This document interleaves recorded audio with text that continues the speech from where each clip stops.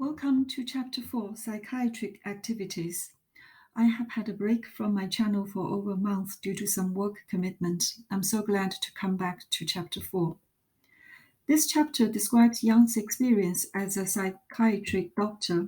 One of his famous quotes is, "Only the wounded physician heals."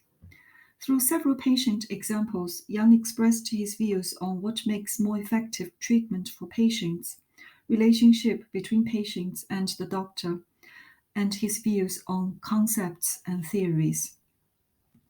Jung started by sharing his confusion and frustration of a lack of understanding of patients in psychiatry in his time.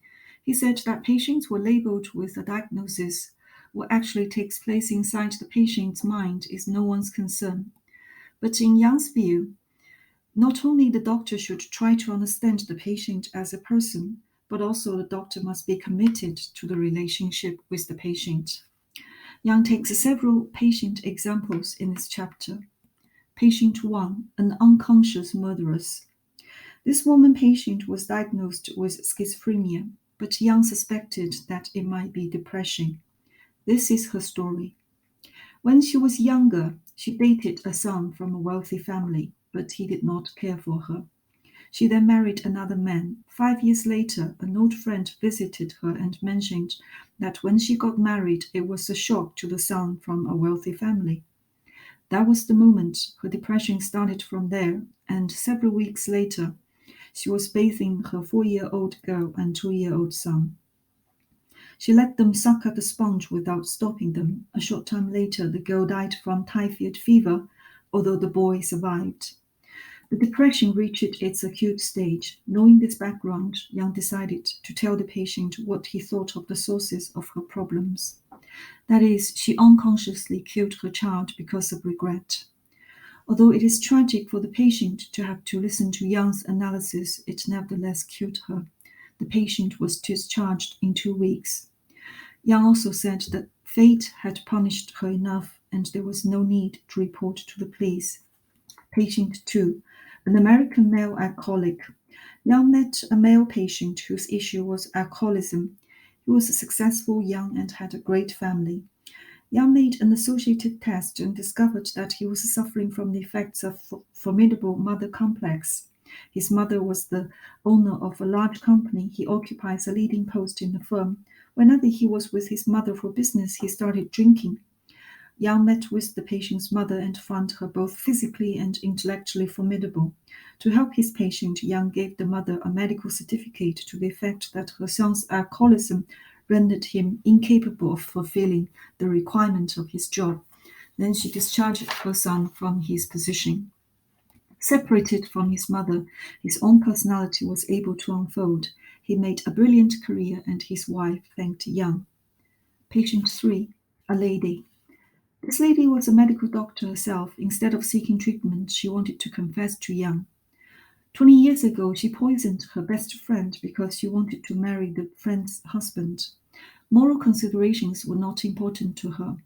Then she did marry the man, but he soon died after they were married. Several strange things happened in the following years. Her daughter left her as soon as she grew up and gradually lost all contact. The lady was a passionate horsewoman and owned several riding horses, but they were all nervous around her, so she cannot ride and gave up riding. Then she clung to her dogs, but one of her favorite dogs was stricken with paralysis. She felt that her life was done for. Jung never found out who she was and what happened to her. Patient 4, a 75-year-old woman patient who had been in the hospital for 35 years. She made strange movement in her room. Jung asked one of the nurses, and she told Jung that her previous colleagues told her that the patient used to make shoes. And those strange movement was exactly like the movement that shoemaker would have in making shoes.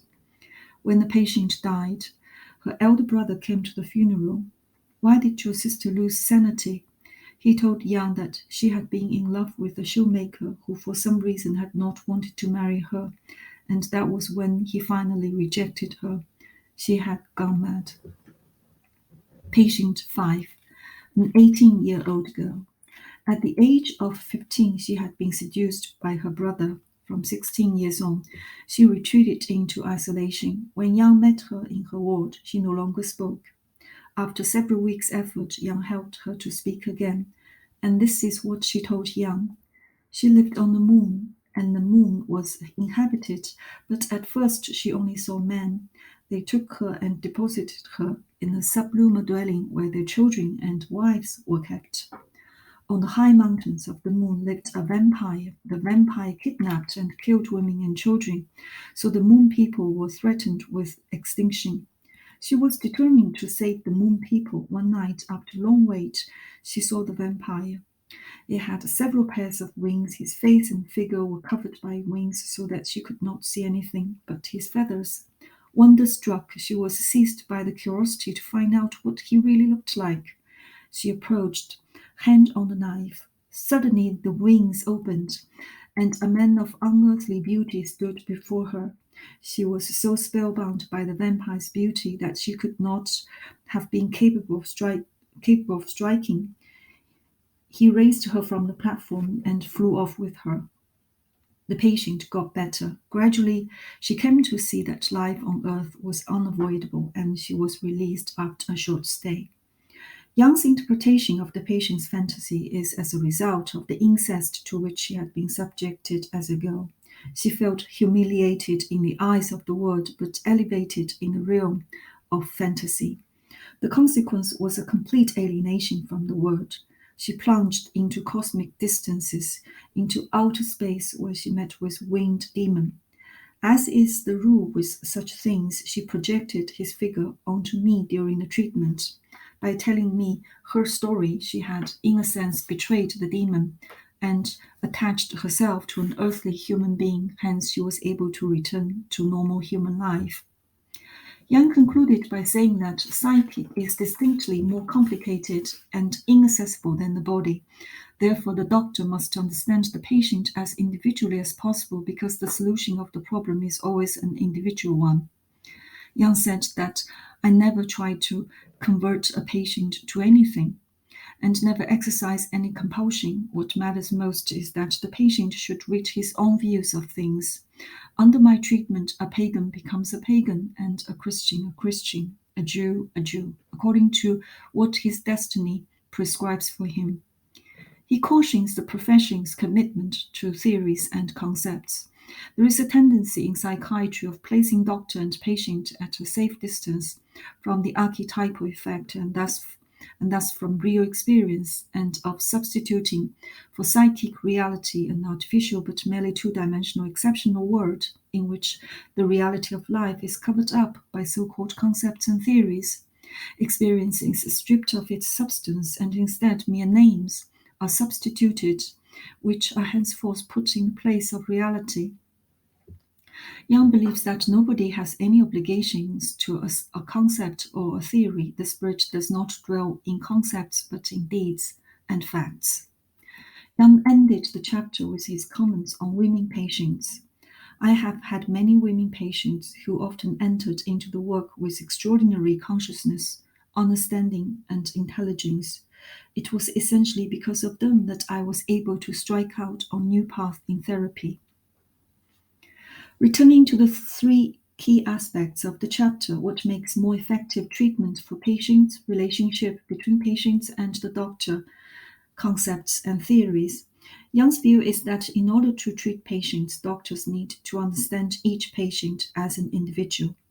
The relationship between the patient and the doctor must be a committed one. Aside from understanding the patient as a unique individual, the doctor must watch out his own issues and how that may affect the way he treats the patient. Finally, Jung advocates an empirical-based approach to patient. Theories and concepts are clean but dry and may prove less relevant to most patients. Jung's approach seems liberal and is consistent with more modern view that each patient matters, and his attitudes towards women patients are especially admirable. We have to put this in perspective. He said what he said in the 1950s, when there was no social movement for gender equality. Above all, what always shines through the pages is Jung's honesty. He says what he sees and what he believes.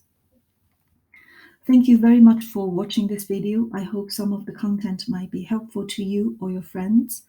In the next video, I will discuss Chapter 5, Sigmund Freud. I look forward to seeing you next time.